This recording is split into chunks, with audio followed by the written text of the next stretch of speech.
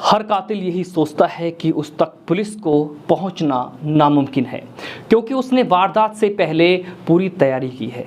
लेकिन सच यही है कि साजिश और तैयारी चाहे जैसी हो, पुलिस कातिल के गिरबां तक पहुंच ही जाती है।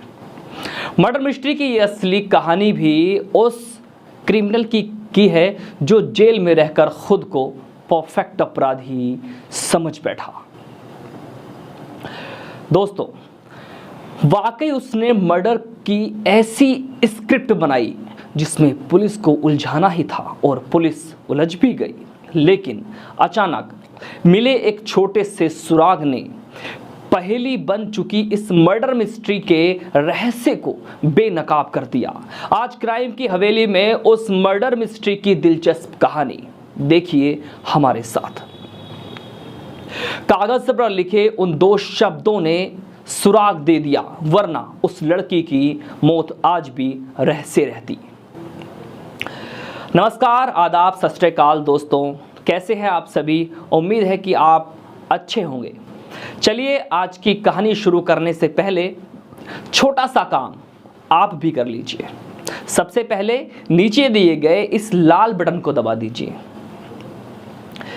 ताकि चैनल को सब्सक्राइब कर लीजिए, ताकि क्राइम की दिलचस्प कहानियां आप तक पहुंचती रहें। बोरे में बंद मिली एक लड़की की लाश। मर्डर मिस्ट्री की ये सस्पेंस थ्रिल स्टोरी देश की राजधानी दिल्ली से है। दिल्ली का साउथ इलाका बेहद पोश माना जाता है। उस समय सर्दियां पड़ रही थीं, लेकिन उतनी भी ठंड नहीं थी जितनी दिल्ली में पड़ती है। तारीख 25 फरवरी 2019 दोपहर का वक्त था। करीब 3:40 पर दिल्ली पुलिस कंट्रोल रूम में एक सूचना मिली। कॉलर ने बताया कि दिल्ली के सरिता विहार के पास रेलवे ट्रैक किनारे बोरे में एक लड़की की लाश मिली है। चूंकि दिल्ली में महिला सुरक्षा का मुद्दा हमेशा से बड़ा रहता है, खास तौर पर साल 2012 में निर्भया कांड के बाद से और भी ज़्यादा, इसलिए ये सूचना मिलने के तुरंत बाद सीनियर अधिकारी से लेकर थाने की पुलिस मौके पर पहुंचती है। दोस्तों, उसी बोरे से करीब 24 साल की एक लड़की की लाश को बरामद किया जाता है। लड़की जीन्स और कुर्ती पहने हुई थी। चूँकि अभी मौसम में ठंड थी, इसलिए बॉडी ज़्यादा सड़ी गली नहीं थी। हालांकि देखने से ही लग रहा था कि लाश 1 या 2 दिन पुरानी ज़रूर है। लाश की हालत को देखकर पुलिस को शक हो गया कि कहीं ना कहीं उसके साथ दरिंदगी हुई है। गले और चेहरे पर भी खरोंचने के निशान मिले थे। जिसने कत्ल की साजिश रची उसी का हो गया मर्डर। रिश्तों के खून में लिपटा क्राइम की अजीब कहानी। शुरुआत में ये केस बेहद ही आसान था।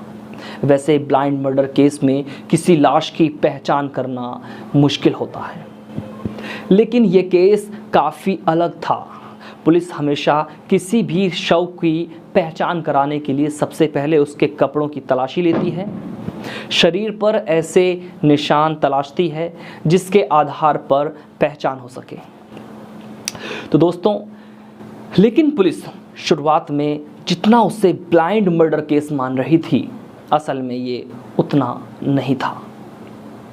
क्योंकि जैसे ही महिला पुलिसकर्मियों ने उस लड़की के लाश की तलाशी ली, उसकी जीन्स की पड़ताल की, तो उसमें से एक लेटर भी मिला, साथ में उसका फ़ोन नंबर भी मिल गया।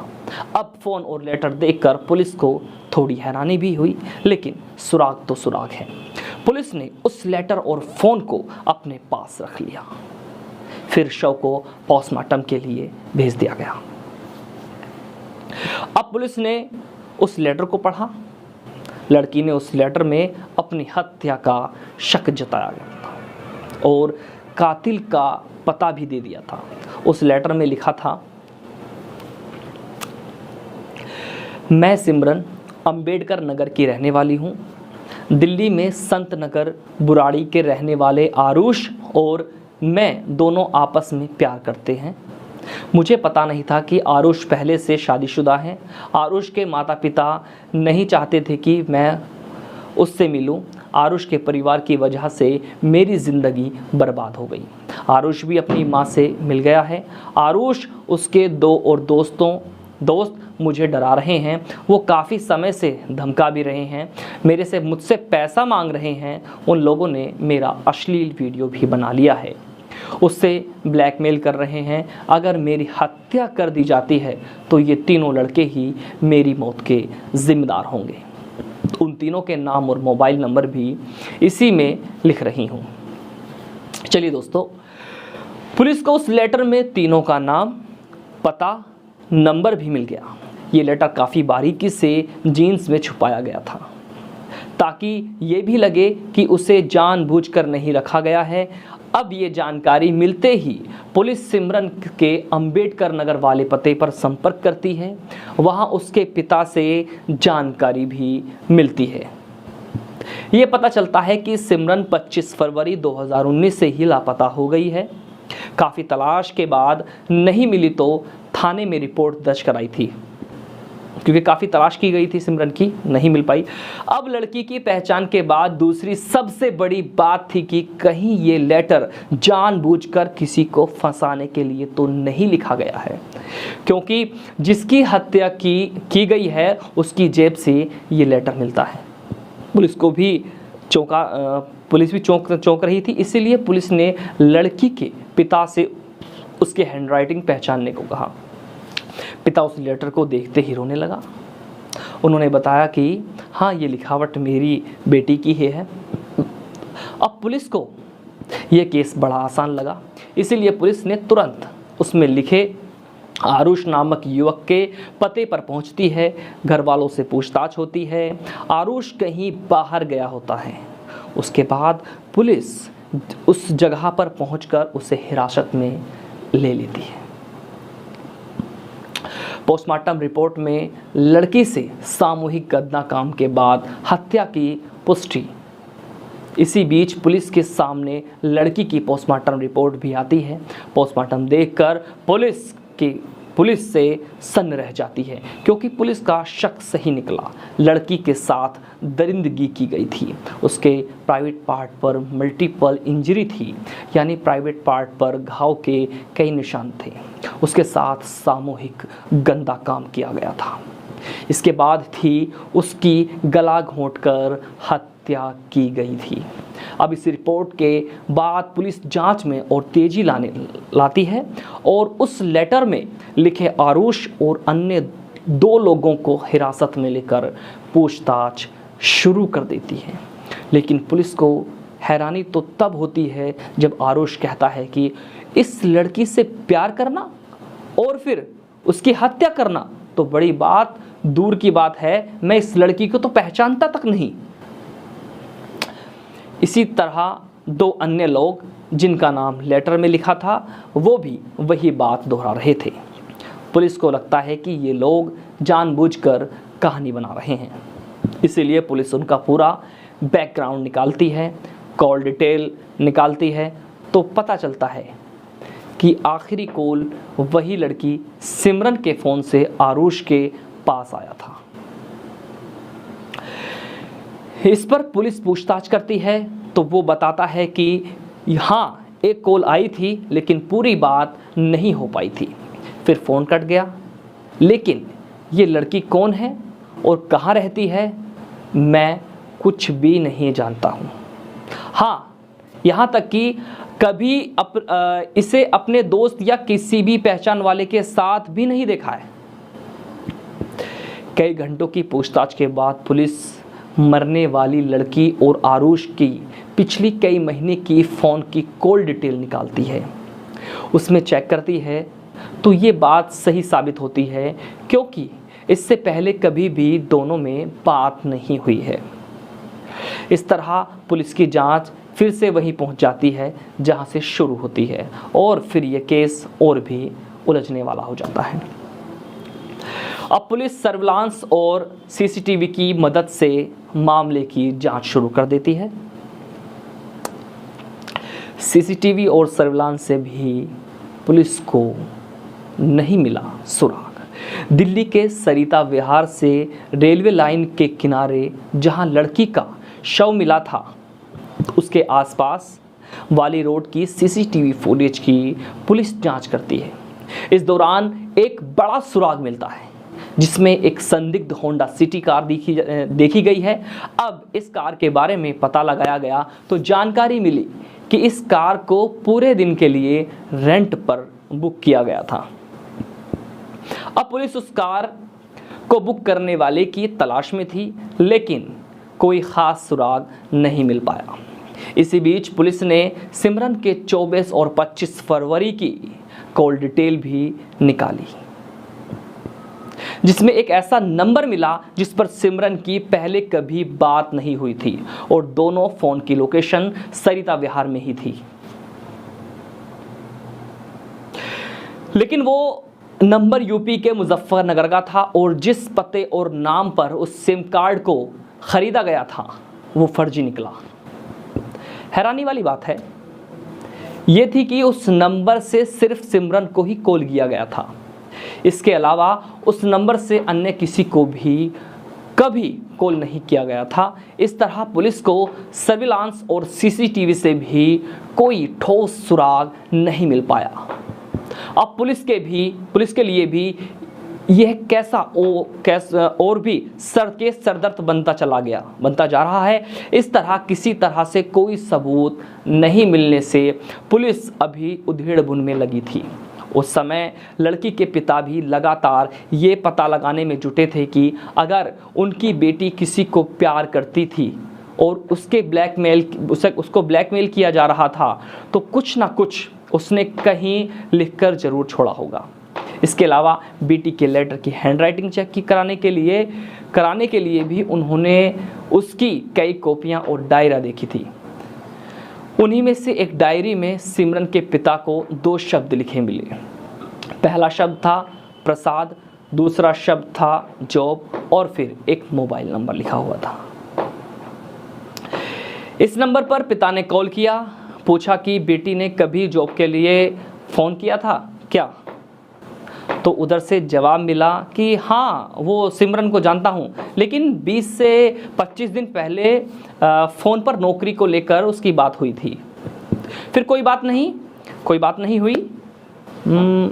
लेकिन जिस तरीके से पहली बार में फ़ोन आते ही उस शख्स की आवाज़ लड़खड़ाई, उससे सिमरन के पिता को शक हो गया। उन्होंने उस नंबर और प्रसाद के बारे में पुलिस को भी जानकारी दी। पुलिस ने उस नंबर की पड़ताल की तो पता चला कि वाकई ये घटना से 20 दिन पहले ही उस नंबर पर सिमरन से बात हुई थी, लेकिन चूंकि वो नंबर भी शक के दायरे में था, इसीलिए पुलिस ने कोई बड़ा सुराग नहीं मिलने की स्थिति में इस पर भी दांव खेला। उस नंबर की लोकेशन निकाली, खासकर घटना वाले दिन की। तब पता चला कि ये नंबर और उस लड़की का नंबर उसी लोकेशन पर था। जब पुलिस उसकी डिटेल निकालकर उसे हिरासत में लेती है, पहले तो वो कई घंटे तक इधर उधर की बात कर रहा था। उसी बीच पुलिस को घटना वाले दिन होंडा सिटी कार को रेंट पर लेने वाले की जानकारी मिल जाती है और उन्हें भी जब हिरासत में लिया गया तो केस ही खुल गया। दोस्तों, इसके बाद जो कहानी निकलकर सामने आई उससे साफ हुआ कि इस पूरी घटना में ना उस सिमरन का कोई लेना देना था और ना ही लेटर में लिखे उसे आरुष का। पूरी कहानी कुछ और थी। असल में जिसका नाम सिमरन की डायरी में प्रसाद लिखा था, उसी का पूरा नाम दिनेश प्रसाद था। घटना से कई महीने पहले ही वो चोरी के एक मामले में तिहाड़ जेल गया था। जिस बैरक में दिनेश का बंदा था उसी में मर्डर का आरोपी धनंजय और बुराड़ी से पकड़ा गया बंटी भी था।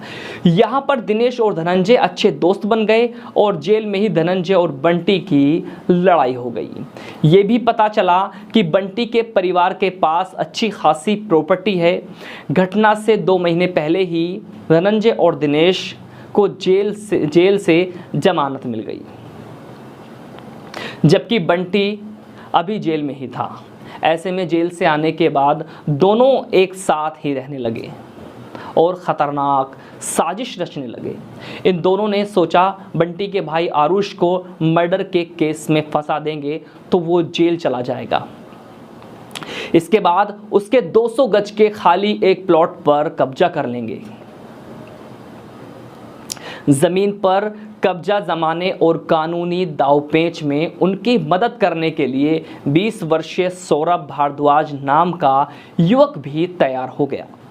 अब इन तीनों ने मिलकर इस पूरी साजिश को अंजाम देने और उन तक पुलिस भी पहुंच ना सके, इसकी तैयारी में जुट गए। चूंकि दिनेश और धनंजय जेल जा चुके थे, इसीलिए उन्हें पता था कि पुलिस मोबाइल सर्विलांस के जरिए उन तक पहुंच सकती है। पुलिस घटना वाले दिन के कॉल को ज़रूर चेक करती है, इसीलिए पुलिस के मुजफ्फरनगर जाकर पहले एक नया फ़ोन और फर्जी नाम व पते पर सिम कार्ड खरीद लेते हैं और उस नंबर से किसी से बात नहीं करते हैं। अब इनके सामने चुनौती थी कि किसी हत्या कर उन्हें फंसाया जाए, किसी तरह उन्हें हत्या कर फंसाया जाए। जाहिर है कि किसी लड़की की हत्या कर फंसाएंगे तो मुश्किल हो सकता है, इसलिए दिनेश प्रसाद ने प्लान किया कि वो अपनी एक पहचान वाली लड़की की दोस्त को अपने जाल में फंसाएगा। ऐसा ही हुआ। उस लड़की को नौकरी की ज़रूरत है, इसीलिए अपनी दोस्त के ज़रिए उसे सिमरन से संपर्क करता है, उसे नौकरी का झांसा देता है और घटना वाले दिन यानी 25 फरवरी 2019 को दिनेश ने ही नए सिम कार्ड और फ़ोन की मदद से सिमरन को कॉल करता है। ये बताता है कि उसका फ़ोन ख़राब हो गया है, इसलिए वो दूसरे के नंबर से कॉल कर रहा है। फिर कहता है कि सरिता विहार में उसका एक इंटरव्यू करा देगा। अब नौकरी की तलाश में परेशान सिमरन वहां पहुंच जाती है। वहां पर सौरभ, धीरेंद्र और दिनेश तीनों मौजूद थे। एक फ्लैट पर ले जाकर सिमरन से ये ज़ोर ज़बरदस्ती करते हैं और फिर जान से मारने की धमकी देकर बंधक बना लेते हैं। अब इसके साथ सामूहिक गंदा काम करने की धमकी देकर एक कागज़ पर सिमरन से ही वो लेटर लिखवाते हैं। देख रहे हैं आप कहानी। लेटर अब सिमरन लिख देती है, तब उसके बाद तीनों उसके साथ सामूहिक गंदा काम करते हैं। फिर फ्लैट में ही उसकी गला दबाकर हत्या कर देते हैं। इसके बाद छोटे छोटे क्राइम करने वाले रहीमुद्दीन और चंद्रकेश से संपर्क करते हैं।